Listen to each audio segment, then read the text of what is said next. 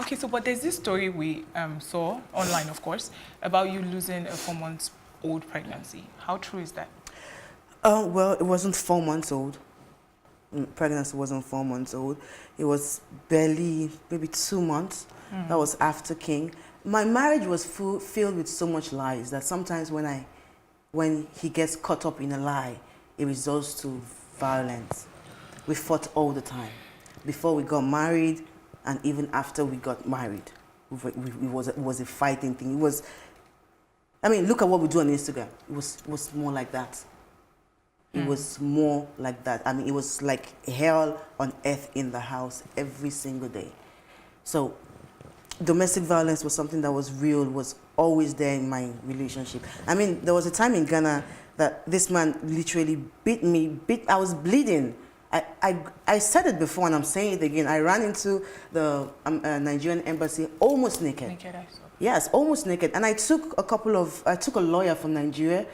I can't remember his name, but Mercedes. I don't know if you know Mercedes. She's actually in the industry. She's actually in management.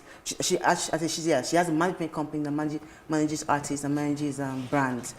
She was managing me at that time because she was one of the people who actually sympathized with me and said they wanted to help. So we went to Ghana to find proof because the policemen that came from Ghana said otherwise.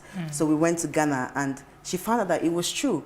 The only reason why we don't have documents from the Nigerian embassy is because there is no record.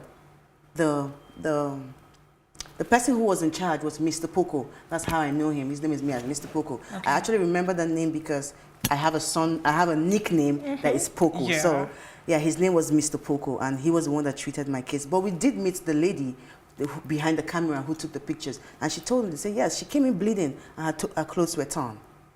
So they confirmed it. The thing about Nigerians is that, or journalism in Nigeria is that nobody wants to investigate anything. Everybody just wants to say, oh, that's why I brought all these documents. I don't want hearsay. No, my documents are all here. So if I'm saying it and I'm proving to you that this is what happened, you know, so that's why we don't have documents from the Nigerian embassy in Ghana. Okay, so quickly, back to the pregnancy. Yeah. It was while you were still married to him? Yes, while I was married to him. Under what circumstances? Was it through the abuse you lost? It was true, of course, true abuse. He pushed me down.